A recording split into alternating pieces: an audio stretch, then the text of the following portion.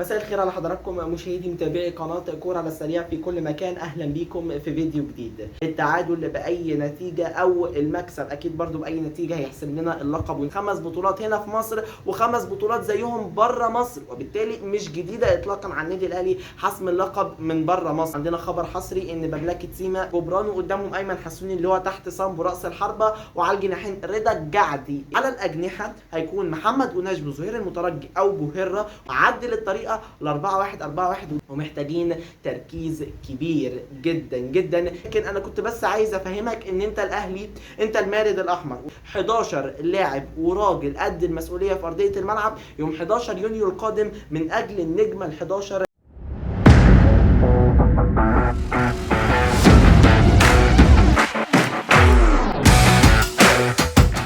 على الجانب الاخر النادي الاهلي هينزل بيلعب ازاي؟ النادي الاهلي اكيد هينزل زي ما لعب مع نادي الرجاء المغربي، ويمكن باسلوب هجومي اكبر شويه او اكتر بشويه بساط، عشان النادي الاهلي محتاج يسجل هدف اكتر من مباراه الرجاء المغربي اللي كانت في دور ربع النهائي واللي تعادلنا فيها 0-0 وانتهت في المغرب 0-0، لاننا هنا كنا كاسبين 2-0. فالاهلي هينزل اكيد مقفل المساحات. النادي الاهلي هيكون مقرب المساحات بشكل قوي جدا، بيلعب بادوار دفاعيه اكتر من انها تكون هجوميه، وهيلعب على المرتدات، ويبدا النادي الاهلي يقفل على الباكات وتحركات الاجنحه بدراسه مارسيل كولر وبتعليمات بقى مارسيل كولر اكيد لمدافعي النادي الاهلي. لكن خلي بالك برضو النقطه الاقوى للنادي المغربي ستظل هي العرضيات وراسيات صامب وراسيات مهاجمي النادي المغربي في كل حته شمال يمين. فالعرضيات هي اساس قوتهم، ضربات ثابته ضربات ركنيه، وشفنا خطورتهم من العرضيات، وان صامبو بيطلع يلعبها لزميله اللي تحت في الارض فبيبقى انفراد مثلا زي تصدي مصطفى شوبير في الشوط الاول من اللقاء.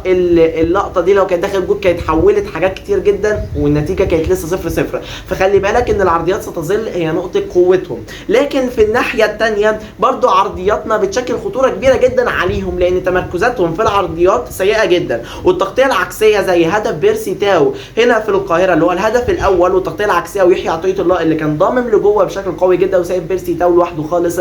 فبيرسي تاو لقى نفسه لوحده وحطها في المرمى، ويوسف المطيع ما عرفش يعمل لها اي حاجه لانها في زاويه وراسيه كانت رائعه جدا. لكن برضو في الاول وفي الاخر هو لوحده خالص مش ممسوك من اي حد، فحطها وهو واقف على الارض بكل سهوله. خلي بالك برضو من كره الباك باس ما بيبقاش برضو في تغطيه جيده على اللاعبين اللي بيبقوا متاخرين سنه عشان تتلعب لهم الكره لورا اللي هي بتتسمى الباك باس، سواء على الارض او عاليه شويه زي كره حسين الشحات في الهدف الثاني عن طريق محمود عبد المنعم كهربا. طبعا خطا من الحارس وكل حاجه، بس برضو محمود عبد المنعم كهربا ما كانش ممسوك، وبالتالي الباك باس برضو دي نقطه ضعف عندنا، ونادي الوداد المغربي برضو بيعتمد عليها في عرضياته. لكن اهم حاجه برضو عندهم العرضيات الطويله والهيد اللي بيتعمل من لاعبي نادي الوداد المغربي.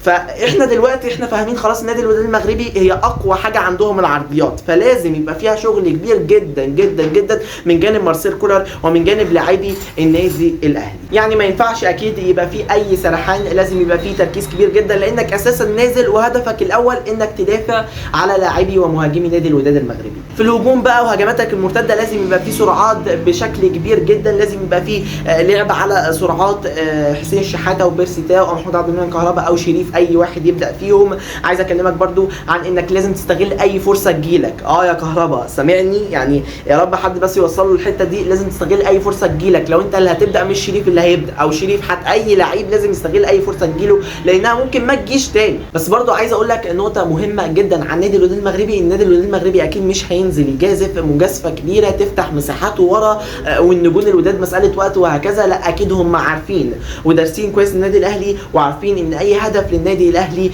حساباتهم ممكن تتلخبط، وامالهم واحلامهم ممكن تطير في نفس الوقت اللي حساباتهم هتتلخبط فيها وهتتدربك. وبالتالي اكيد لاعبي النادي الوداد المغربي بشكل كبير هيكونوا مقفلين دفاعاتهم ومأمنين نفسهم عشان ما يخشش فيهم جول بعد كده اكيد يفكروا بانهم يجيبوا جول في مرمى النادي الاهلي. ولكن عموما باذن الله لازم نستغل كده اي خطأ منهم بالله عليكم، ونستغل اي فرصه تجيلنا يا شباب. عايزين روح، عايزين قتاليه، عايزين التحامات ثنائيه، عايزين ده يبقى ماتش الموسم بالنسبه لكل الاهلاويه، عايزين متعه واداء في نفس الوقت وقتاليه. النادي الاهلي اداها وبصوره كبيره جدا باذن الله. اللقب اهلاوي واحنا اللي عندنا الافضليه، وانت الاهلي. واوعى تنسى في بدايه الفيديو لما قلت لك انت النادي الاهلي وانتوا الشياطين الحمر وانت المارد الاحمر. انتهى الفيديو بتاع النهارده. كل التوفيق للنادي الاهلي في نهائي افريقيا، وباذن الله باذن الله يمكن تشكيل النادي الاهلي بشكل كبير. هو الاختلاف الوحيد ممكن محمد شناوي احسن مصطفى شوبير، لكن هو التشكيل. لكن باذن الله بقى يرجعوا باللقب، واي 11 لعيب موجود اكيد هنشجعهم، مش هنعترض على اي حاجه. مارسيل كولر اكتر واحد فاهم الفريق، اكتر واحد عارف لعيبته، وباذن الله اللقب اهلاوي والنجمه ال11 على قميص النادي الاهلي. ده الفيديو بتاع النهارده، يا رب يكون عجبكم، والسلام عليكم ورحمه الله وبركاته.